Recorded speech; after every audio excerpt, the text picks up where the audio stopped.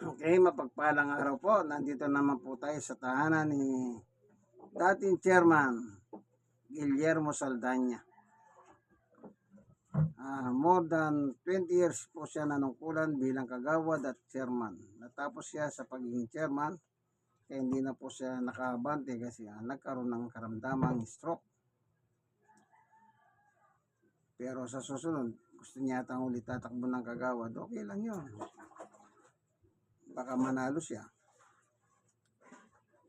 Kaya po natin sila dinadalaw. Hindi upang kwentuhan ng chismis. Kasi yung chismis wala na bang buting idudulot. Baka mag-away-away lang. Dumadalaw po tayo upang dala ng salita ng Diyos. At ang salita ng Diyos ay sa ayaw ninyo at sa gusto. Hindi kayo mabubuhay kung wala salita ng Diyos. Sapagkat ito na po ang buhay natin. Kaya lang yung iba, ayaw nila. Kasi nga, may iba't ibang mga dahilan kung bakit ayaw nila. Noong araw po, meron akong nakaharap. Isa siyang pulis. Sabi ko, huli ka, mag-Bible study tayo. Ang sagot ng pulis, hindi. Hindi, sabi niya. Oh, ba't naman ayaw mo ka ako? Basta wag na, sabi niya. Samantala, kapag dumaan sa barangay, gusto ko uminto ka na. Kung gusto mo, sabi niya, pag hindi na ako pulis. Yan, may kondisyon siya eh. Pag hindi na daw siya pulis. So, bago tayo papalaw, tayo muna ilalapit sa Diyos upang hingin ang kanyang tulong at patnubay. O kamusta nga pala nangyari doon? Hindi na ba pulis? Salamat po, Panginoon Diyos. Minsan pa, samahan mo kami sa aming pagbubulay ng iyong salita. Salamat po sa ngalan ni Jesus. Buksan mo po ang mga isip, damdamin ng tao na nanonood ng video ito upang sa lahat po kami ay maginabang. Salamat po sa ngalan ni Jesus. Amen. Ito po si ano. Yan. Ito naman po si Brother Ricky. Ngayon, tuloy tayo sa pulis. Nung hindi na siya pulis, may nakapagbalita sa akin. Kaya pinuntahan ko siya. Sabi ko, hindi ka na pulis. Pwede na tayo mag-Bible study ka. Umayaw pa rin, tumatanggi. Ayun, sinabi ko sa kanya yung ganito salita. Usapang lalaki nung nag-uusap tayo. Lalaki ka, lalaki ako. Nangako ka, pag hindi ka na pulis, pwede na. Hindi ka na pulis eh. Retirado ka na. Kaya pwede na. Eh, wala siya magawa. Nasukol siya ba? Para na-chessmate siya eh. Pero ang totoo, nag-iyaw siya ng isda. Alam ko na, nung kasunod doon, toma-toma. Sige, sabi niya. Pero, huwag matagal. So, sabi ko, bigyan mo ko 5 minuto lang. Binoljak ko na. Diretso kasi, maiksi lang ang gusto niya eh. Yung mga gawa ng pulis, binoljak ko siya. Actually, talaga may atraso yun sa gobyerno eh. Member siya ng pagkakaperahan. Alam ko yun eh. Pero nagbibigay sa akin ng tip eh. Na wanted nga sila nung kay Mayor Lim.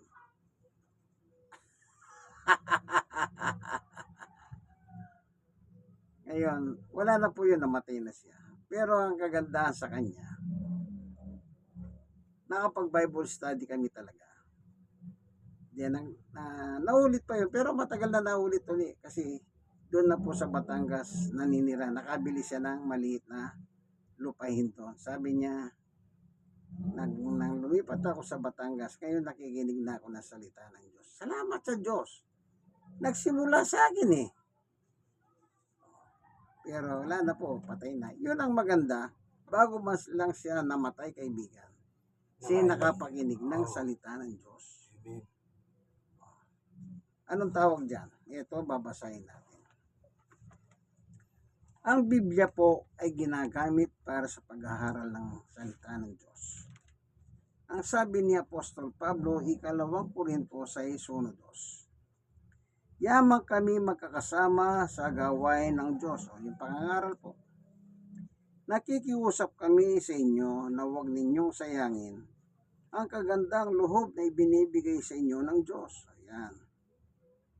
2. Sapagkat sinabi niya, sa kaukulang panahon ay pinakinggan kita, sa araw ng pagliligtas, sinakluluhan kita.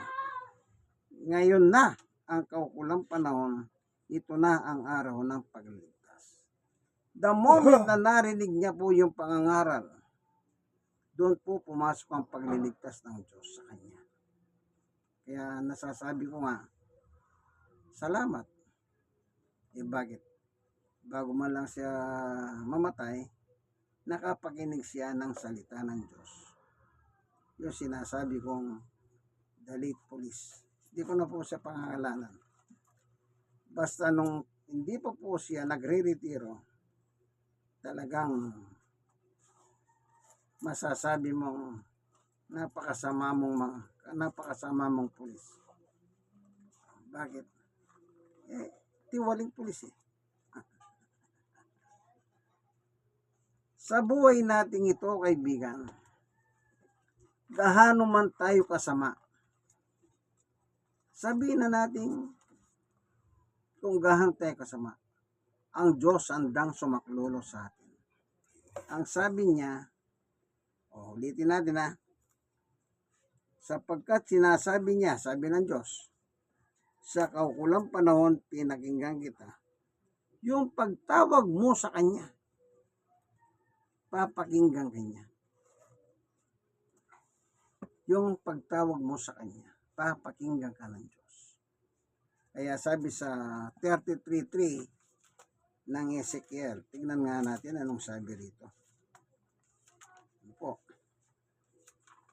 Na tumawag ka, sabi niya eh.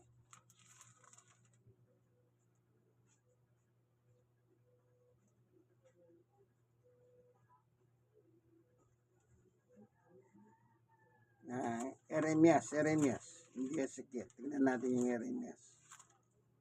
Ito.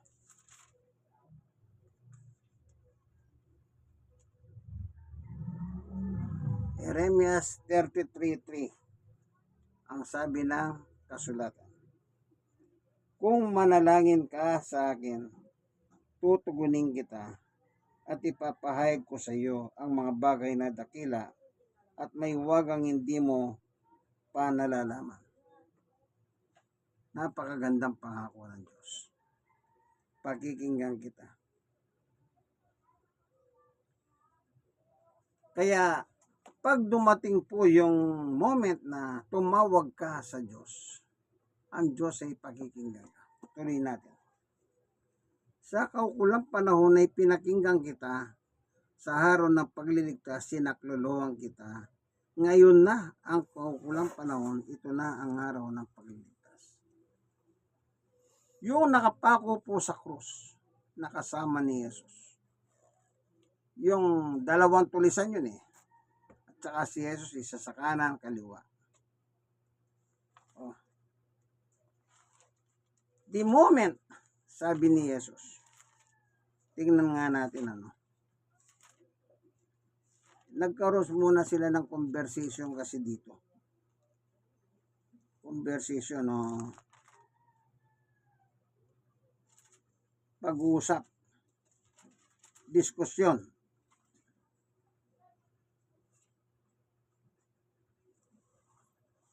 Ganito ang nakasulat.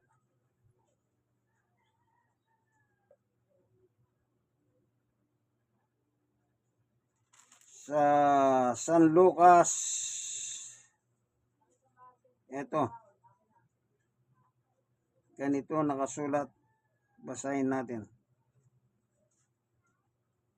Ito.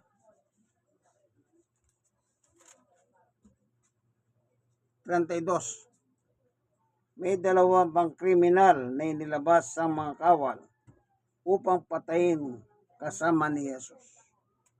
33.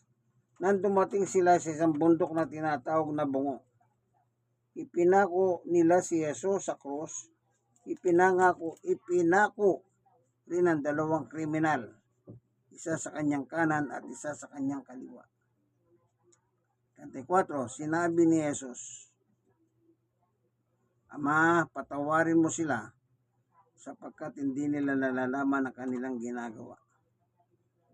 Nagpalabunutan ng mga kawal upang paghati-hatian ang kasuhutan niya. 35, ang mga tao na may nakatayo roon nanunood habang si Jesus kinukutya ng mga pinuno ng bayan. Sinabi nila, iligtas niya ang iba. Iniligtas niya ang iba. Iligtas niya ngayon ang kanyang sarili kung siya nga ang Kristo na inilang ng Diyos. Ibig sabihin ng Kristo, tagapagligtas. 30, nilait siya ng mga kawal. Nilapitan siya ng isa at tinalok ng maasim na halak. 37, kasabay ng ganitong panunuya, kung ikaw nga ang hari ng mga Hudyo, iligtas mo ang iyong sarili. 38, mayroon din nakasulat sa kanyang ulunan sa wikang Griego, Latin at Hebreo. Ito ang hari ng mga Hudyo. 39, pinuyari siyang isa sa mga salaring nakapako sa tabi niya. Hindi ba ikaw ang Kristo? Iligtas mo ang iyong sarili at pati na rin kami. 40, ngunit pinagsabihan naman ito ng kanyang kasama, wala ka bang takot sa Diyos? Ikaw ay pinarusahan ding tulad niya. 41, tama lamang na tayo parusahan ng ganito dahil sa ating mga ginawa. Anong parusa sa kanila? Kamatayan. Ngunit, ang tinutukoy niya si Jesus, nakatingin kay Jesus. Ngunit ang taong ito ay walang ginawang masama. 42, at sinabi nito, Jesus, alalahanin mo ako kapag naghahari ka na. 43, sumagot si Jesus, sinasabi ko sa iyo, isasama kita ngayon sa paraiso. Yung salita ngayon, yun ang sabi ni Pablo, ngayon din. Once na narinig mo ang salita ng Diyos, sasaklolohan ka ng Diyos. Ano man ang sama nating kaibigan, ano mang kasalanan ang ginawa natin, handa ang Diyos na magpatawad. Ano lang ang dapat nating gawin?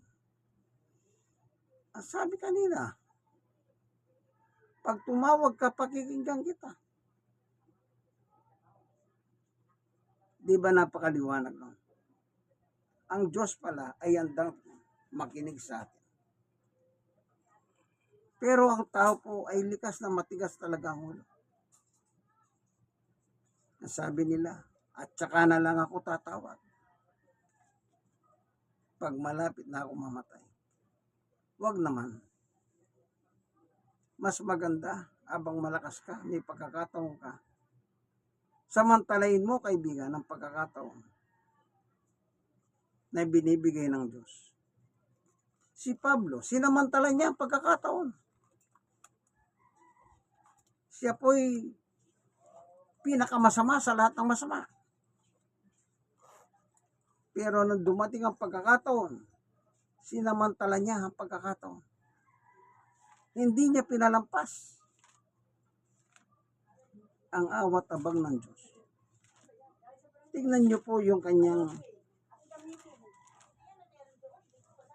paliwanag. Ganito po yung kanyang testimony. 1 Timoteo 1:12. Nagpapasalamat ako sa ating Panginoong Yesukristo na nagbigay sa akin ng lakas dahil tinuring niya akong karapat-dapat na maglingkod sa Kanya. Ibig sabihin, hindi siya karapat-dapat talaga. Hindi, kasi masama siyang tao. Pumapatay siya ng tao. Ang pinapatay niya, mga alagad ng ating Panginoong Yesus. Hindi basta-basta, alagad ni Yesus ang kanyang pinapatay. 13. Kahit na noong unay nilapastangan, hinusik at nilait ko siya. Sa kabila nito'y nahabag sa akin ng Diyos. Kita niyo. Sa kabila ng lahat, nahabag sa akin ng Diyos. sapagkat hindi ko nalalaman ang aking ginagawa nung ako hindi pa sumasampalataya. Lahat naman po tayo naging gaya ni Pablo. Makasalanan. Hindi natin alam ang ating ginagawa. Kasi kung alam lang natin, di sana hindi tayo makasalanan.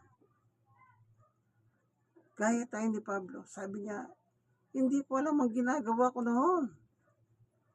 Alam niyo sa isang talata sabi niya, dito sa chapter 7, anong sabi niya? Basahin natin.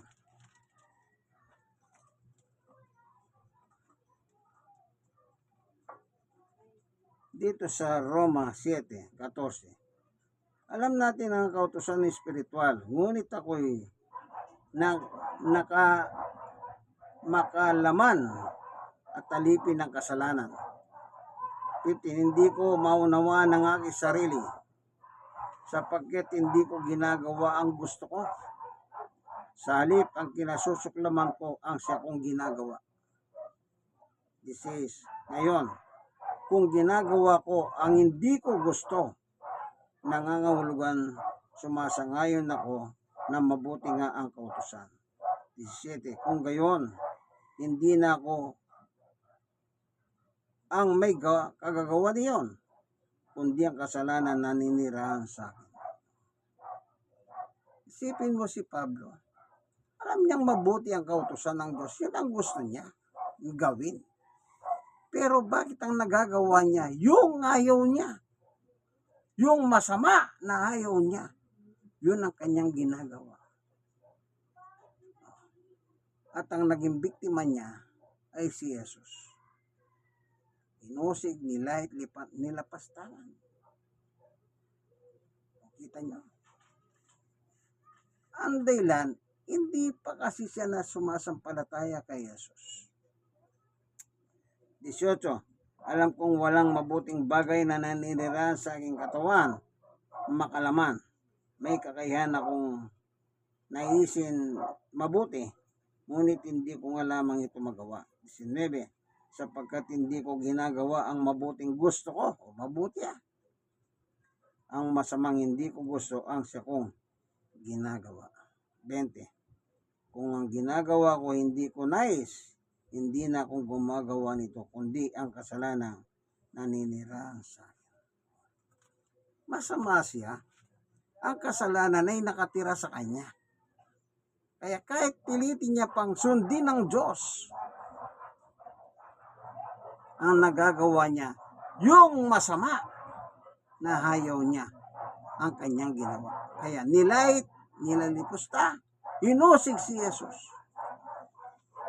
Anong sabi niya? Hindi pa ako sumasampalataya. Hindi ko nalalaman ang aking ginagawa. Parang bang yung mga taong biglang nagdilim ang paningin na meron siyang sinaksak, namatay. Anong sabi ng nakapatay? Hindi ko po alam ang ginagawa ko. Nagdilim ang aking paningin. Kaya ko siya nasaksak. Yun po. Yung masamang tumitira sa kanya, siya pong naghari. Kaya naging ang tingin niya ay madilim. Sabi ni Pablo, hindi na ako may gawa niyan. O sino may gawa? Yung kasalanan nakatira sa akin. Ganyan po tayo kasama. Tinirhan tayo ng masama. Subalit, pag isinuko natin ang buhay natin sa Diyos sa pamagitan ni Jesus, sinasabi ni Pablo, kinahabagan ako ng Diyos. Sa kabila ng, yung ginawa niya, masama kay Jesus. Kaibigan, isuko niya na po ang buhay niyo kay Jesus. Kagaya nung nakapako sa krus, nag-confess siyang kasalanan. At bago man lang siya malaguto ng hininga, sabi niya, Jesus, alalaanin mo ako pag naghahari ka na. Anong sagot ng Panginoon? Oo, ngayon din isasama kita sa paraiso. Hindi sinabing bukas, makalawa, sa isang linggo, sa isang buwan, isang taon, kundi ngayon din. Sabi ni Jesus. Kaya, kaibigan, pag tumawag tayo sa Diyos, ngayon din, ang Diyos ay nakikinig. Salamat, Panginoon Diyos, sa iyong paliwanag sa amin. The moment na tatawag kami sa iyo, hindi mo kami tatanggihan. Salamat po sa pangalan ng Panginoong Yesus. Amen. Kayong mga nanonood ng video, sana mayroon po kayong natutunan. Lahat naman po ito kinuha natin sa Amen. Ang Biblia ng mga pastor. God bless all. All po, dito tayo sa Barangay 97, Zone 81, Tondo, Manila. Babayo.